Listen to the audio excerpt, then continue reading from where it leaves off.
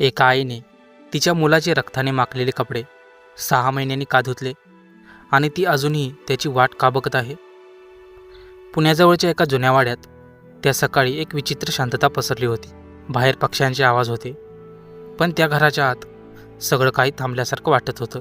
फक्त एकच आवाज ऐकू येत होता, खर्र खर्र. बाथरूममधून येणारा कपडे घासण्याचा आवाज.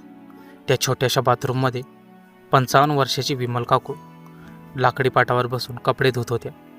त्यांच्या हातात होता एक निळा टी शर्ट, पण तो टी शर्ट धुताना त्यांच्या हातात एक विचित्र थरथर होती. त्यांच्या डोळ्यात पाणी दाटून आलं होतं आणि अचानक त्यांच्या कानात एक ओळखीचा आवाज घुमला, आई, ए आई, माझा निळा टी शर्ट कुठे आहे? उद्या मित्रांसोबत ट्रिपला जायचं आहे. तो होता त्यांच्या मुलाचा आवाज, रोहनचा. 20 वर्षाचा रोहन नेहमी हसतमुख असणार. विमल काकूने हलकंसं हसत उत्तर दिलं होतं, नेहमी शेवटच्या वेळेस तुला सगळं आठवतं का? तेवढ्यात रोहन मागून येऊन त्यांना मिठी मारतो. माझी आई जगातली बेस्ट आई आहे, प्लीज धुवून दे ना. तो स्पर्श, ती मिठी आजही काकूंना तशीच जाणवत होती. त्यांच्या डोळ्यातून एक अश्रू ओघळला आणि त्या टी शर्टवर पडला. त्या हळू आवाजात म्हणाल्या, बघ रे रोहन, आज न सांगता तुझा टी शर्ट धुत आहे मी. तू फक्त एकदा हाक मार. त्या टी शर्टला अलगद बाजूला ठेवतात आणि बादलीतून एक काळे जीन्स बाहेर काढतात. त्या जीन्सचा गुडघा फाटलेला होता आणि त्यावर एक काळपट कडक झालेला डाग होता. त्या ब्रशने तो डाग घासायला लागतात आणि पुन्हा एक आठवण, किती माती लावून आणतोस रे, लहान आहेस का अजून?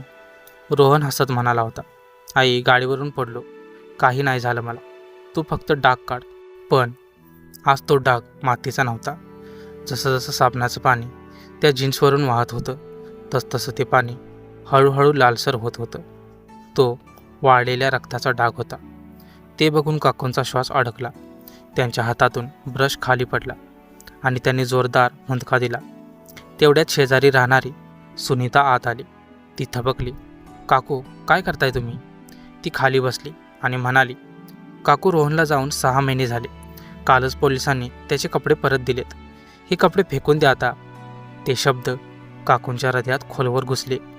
त्या अचानक रागाने म्हणाल्या, काय फेकून देऊ? माझ्या पोराला घाण कपडे अजिबात आवडत नाहीत. त्यांनी तो टी शर्ट घट्ट छातीशी धरला. त्यांचा आवाज थरथरत होता, 6 महिने माझा पोरगा या रक्ताने माखलेल्या कपड्यांमध्ये होता. त्याला किती त्रास झाला असेल.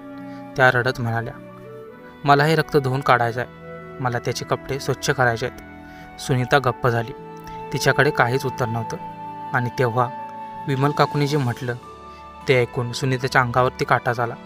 उद्या माझा रोहन ट्रिपला जाणार आहे. तो काय घालणार? त्या अजूनही विश्वास ठेवून होत्या की रोहन परत येणार आहे. जर कपडे स्वच्छ असतील तर तो हसत येईल आणि म्हणेल, थँक्यू आई. विमल काकू पुन्हा बसल्या. त्या ओल्या टी शर्टला चेहऱ्याशी लावतात. त्या टी शर्टमध्ये आता साबणाचा वास होता, पण रोहनचा तो हसरा चेहरा कधीच परत येणार नव्हता. त्या बंद बाथरूममध्ये एका आईचा मूक आक्रोश त्या लालसर पाण्यासोबत हळूहळू वाहत राहिला. कधीकधी शरीर मरतं, पण एका आईची आशा कधीच मरत नाही. धन्यवाद. तर मित्रांनो, आजची स्टोरी तुम्हाला कशी वाटली ते कमेंटमध्ये नक्कीच सांगा. तुम्हाला जर हा व्हिडिओ आवडला असेल तर आपल्या व्हिडिओला एक लाईक करून आपल्या चॅनेलला नक्की सबस्क्राईब करा. तर भेटूया अशाच एका नवीन आणि माहितीपूर्ण व्हिडिओमध्ये. तोपर्यंत धन्यवाद.